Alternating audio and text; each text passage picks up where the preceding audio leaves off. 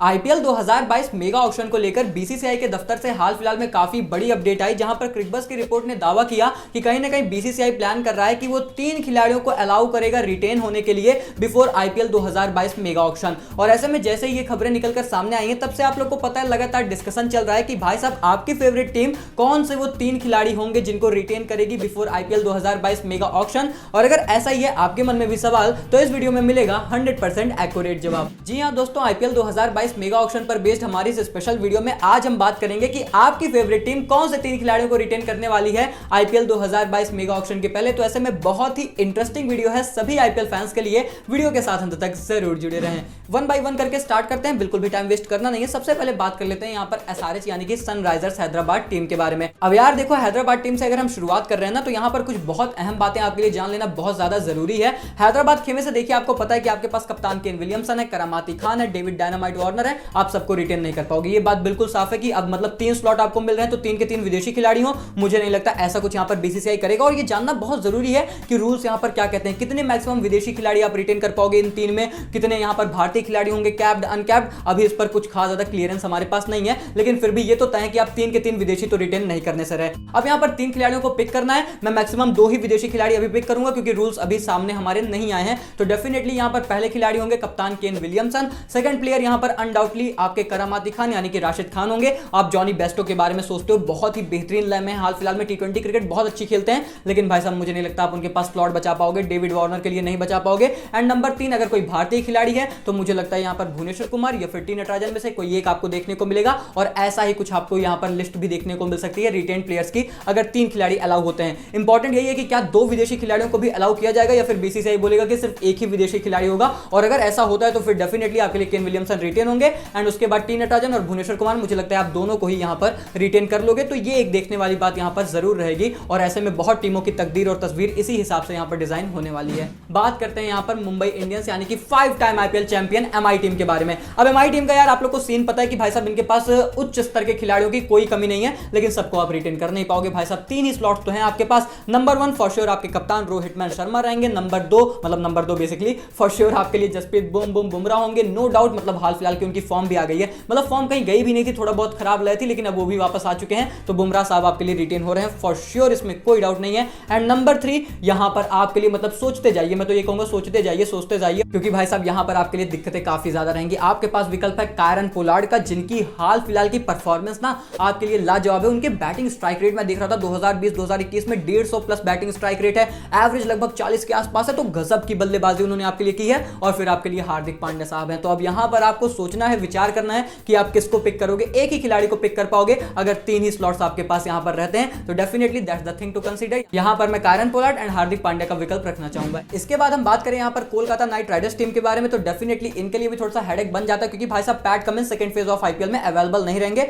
अभी हमारे लिए ऐसी ही रिपोर्ट्स हैं और ऐसा उनका खुद का भी कहना है हाल फिलहाल में। तो पैट कमिंस अवेलेबल नहीं है, तो फिर मैं यहां पर सवाल पूछूंगा कि क्या आप पैट कमिंस को रिटेन करोगे 2022 मेगा ऑक्शन में जाते हुए, क्योंकि हाल फिलहाल में तो आप उनकी परफॉर्मेंस देखे नहीं रहोगे अपने आईपीएल में। अब टी20 विश्व कप में उनकी परफॉर्मेंस कैसी रहेगी, वो सारी चीजें एक देखने वाली बात है टी20 क्रिकेट में।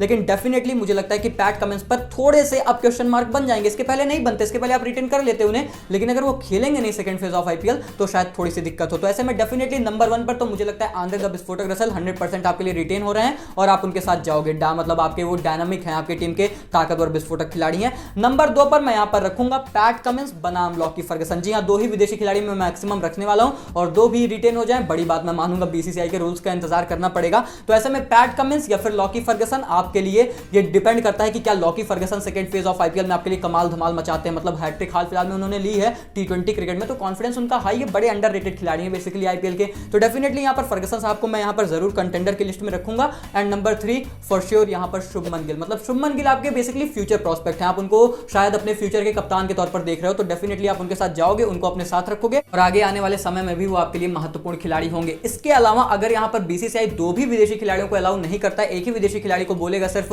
रिटेन करने के लिए, तो फिर डेफिनेटली आप यहां पर आंद्रे रसेल साहब के साथ जाओ। एंड फर्गसन और पैट कमिंस का यहां पर सवाल उठेगा नहीं और मुझे लगता है फिर आप यहां पर वरुण चक्रवर्ती को रिटेन करोगे, जो कि आपके भारतीय कंटेंडर यहां पर रहेंगे। इसके बाद हम बात करें यहां पर आरसीबी यानी कि रॉयल चैलेंजर्स बैंगलोर टीम के बारे में, तो यार इनके लिए मुझे लगता है एमआई की थोड़ी सी कंडीशन मैच करती हुई नजर आती है। 2 स्लॉट तो आपके लिए बिल्कुल फिक्स है, लेकिन एक ऐसा स्लॉट है जहां पर आपको सोचना पड़ेगा, विचार करना पड़ेगा, विमर्श करना पड़ेगा। भाई साहब डिस्कशन यहां पर लगातार चलता रहेगा। पहला नाम फॉर श्योर आपके कप्तान Virat the run machine Kohli होंगे, और देखना होगा कि कितने करोड़ में वो जाते हैं, 15 करोड़ 17 करोड़ ये अमाउंट पर, क्योंकि निर्भर करेगा ना कि आप कितना करोड़ ले रहे हो, उस हिसाब से नंबर 3 प्लेयर को आप फिर थोड़ा कम बजट दोगे, ज्यादा बजट दोगे, ये सब बहुत डिपेंड करता है।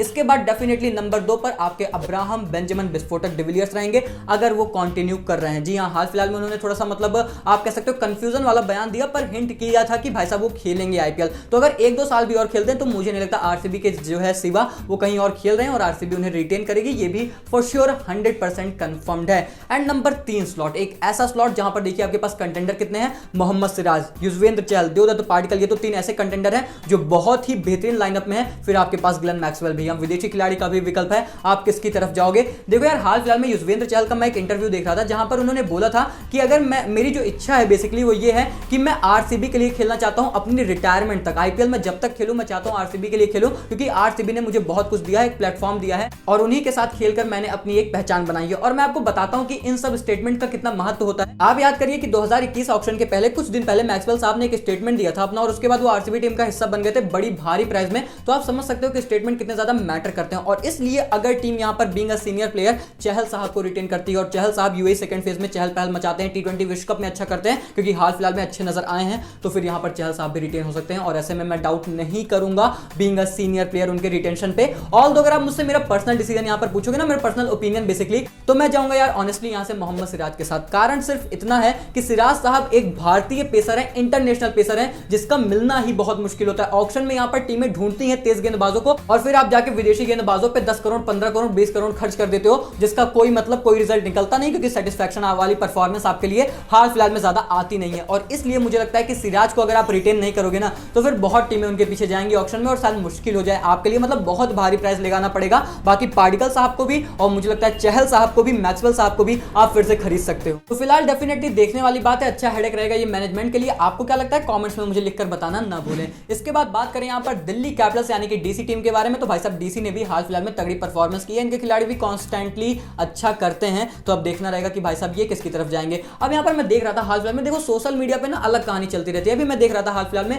लोग भाई साहब अय्यर साहब को हटा दिया, उन्होंने अय्यर साहब को रिटेन ही नहीं किया। मुझे कोई ये बताया, ये मैं जानना चाहता हूं बेसिकली कि अय्यर ने ऐसा गलत क्या किया है कि आप उन्हें रिटेन नहीं करोगे। मतलब डेफिनेटली वो आपके कप्तान थे, आपके जब से कप्तान हुए ना आपकी टीम ने लगातार इंप्रूवमेंट दिखाई है, परफॉर्मेंस अच्छी हुई है। वो इंजर्ड हो गए, पंत साहब कप्तान बन गए, तो फिर आप उन्हें हटा दोगे ना, उनकी कोई परफॉर्मेंस खराब ना कुछ, सिर्फ इसलिए कि वो इंजर्ड थे तो आप उन्हें मतलब टीम से ही सीधा बाहर कर दोगे, ये क्या लॉजिक है यार। हाँ डेफिनेटली ये हो सकता है कि सेकंड फेज ऑफ आईपीएल में अगर वो अच्छा नहीं करते हैं, बहुत खराब उनकी परफॉर्मेंस आती है, तो आप शायद कंसीडर करो, लेकिन उसके अलावा तो यार मुझे लगता है एथिक्स भी कुछ चीज होती है, और मुझे नहीं लगता आप उनको ऐसे छोड़ दोगे यार। ये बहुत ज्यादा डिसअपॉइंटिंग मूव होगा, शॉकिंग मूव होगा अगर आप ऐसा करते हो। तो डेफिनेटली मेरे लिए ऋषभ पंत नंबर 1 पे है, श्रेयस अय्यर नंबर 2 पे है, फिर आप पृथ्वी शॉ के बारे में सोचते हो, फिर आप सोचते हो भाई साहब ये कहां जाएंगे। और इसीलिए मैं कह रहा हूं कि अगर आप चलिए मान लेते हैं मतलब 0.1% चांस अगर मान लेते हैं कि आप श्रेयस अय्यर की तरफ नहीं जाते हो विथ योर शॉकिंग मूव, तो फिर आप यहां पर पृथ्वी शॉ को रिटेन करोगे, क्योंकि शिखर धवन का तो अब मुझे नहीं लगता आपको यहां पर रिटेंशन हो पाएगी उनकी, क्योंकि नंबर 3 पर आपको एक गेंदबाज चाहिए रहेगा। और विकल्प कौन से हैं? कगिसो रबाडा है, एनरिक नॉर्जे हैं, और विकल्प है यहां पर आवेश खान का। देखो अगर मुझे पिक करना हो तो मैं भारतीय खिलाड़ी को हमेशा प्रायोरिटी देता हूं, और उसका रीजन आप जब ऑक्शन देखोगे तो आप समझोगे कि यार भारतीय खिलाड़ी वो भी तेज गेंदबाज,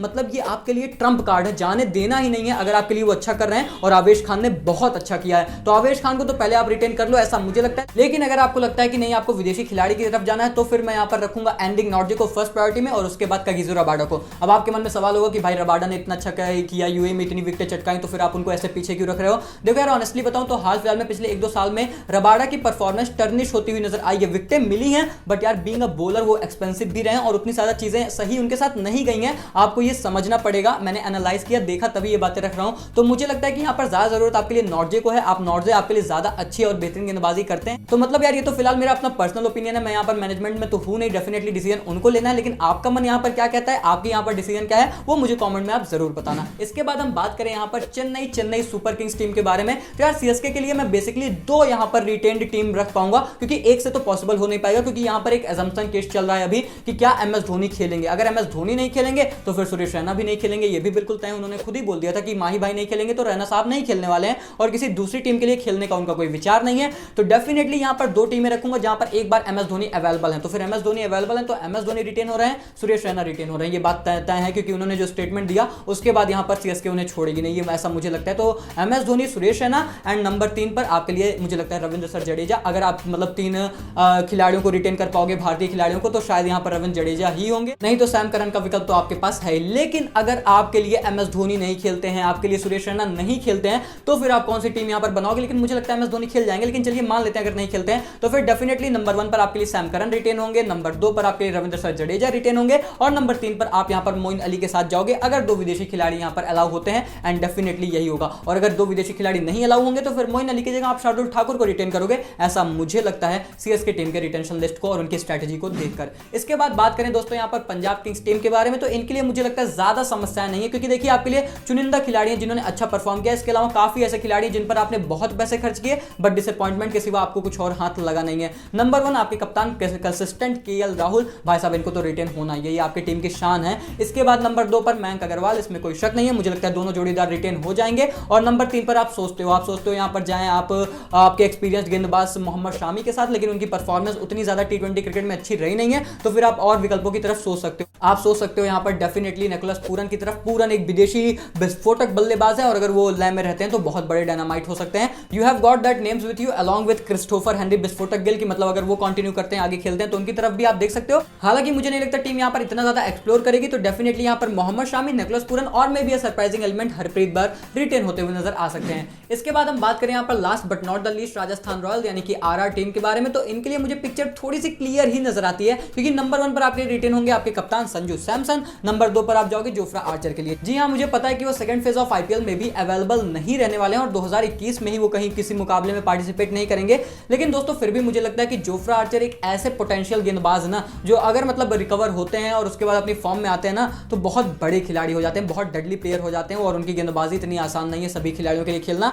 तो एक इंपॉर्टेंट चीज है कि यार उनकी इंजरी कैसी रहेगी, उनकी रिकवरी कैसी रहेगी, इस पर डिपेंड करेगा डेफिनेटली। और इसीलिए दोस्तों यहाँ पर हाँ मैं स्लैश में रखना चाहूंगा क्रिस मॉरिस को, कि मतलब अगर जोफ्रा आर्चर को आप देखो टाइम बाय टाइम देखोगे, आप ये आगे चलकर देखोगे कि उनकी फिटनेस कैसी है और उसके बाद आप डिसाइड करोगे कि भाई साहब उनको रिटेन करना है या फिर नहीं। तो क्रिस मॉरिस का यहाँ पर मैं विकल्प रखूंगा अगर जोफ्रा आर्चर नहीं। और नंबर 3 पर आपके लिए कौन होगा? देखिए बेन स्टोक्स है आपके पास, जॉस द बॉस बटलर है, अब ये डिपेंड करता है। देखो अगर आप जोफ्रा आर्चर को नहीं रिटेन करते हो ना तो फिर आप यहाँ पर एक जगह बेन स्टोक्स को और एक जगह जॉस द बॉस बटलर दोनों को रिटेन कर पाओगे, ये भी एक चीज देखने वाली बात है। नहीं तो अगर आपके लिए जोफ्रा आर्चर रहेंगे तो मुझे लगता है फिर यहाँ पर आपके लिए बेन स्टोक्स रिटेन होंगे अगर 2 विदेशी खिलाड़ी अलाउ होते हैं। और अगर नहीं अलाउ होते हैं तो फिर यार भारतीय खिलाड़ियों की तरफ जाओगे तो कौन जाओगे? देखो साकरिया साहब है या फिर तेवटिया साहब है, इसके अलावा और किसी भारतीय खिलाड़ी की तरफ आप देखोगे नहीं, ऐसा मुझे लगता है। और इसी तरीके से ये सभी टीमों के वो 3 खिलाड़ी मैंने यहाँ पर आपके सामने रखे जो सभी टीमें रिटेन करते हुए नजर आ सकती हैं। अब आपकी अपनी राय क्या है, अपना ओपिनियन क्या है आपकी फेवरेट टीम को लेकर, और क्या लगता है कि आपकी फेवरेट टीम कितनी स्ट्रांग नजर आ रही है, मुझे कमेंट सेक्शन में लिखकर जरूर से जरूर बताना। अगर आप लोग को ये वीडियो पसंद आई है तो यार अभी लाइक करो, चैनल को सब्सक्राइब करो, और आपको पता है इस तरह की बेहतरीन वीडियोस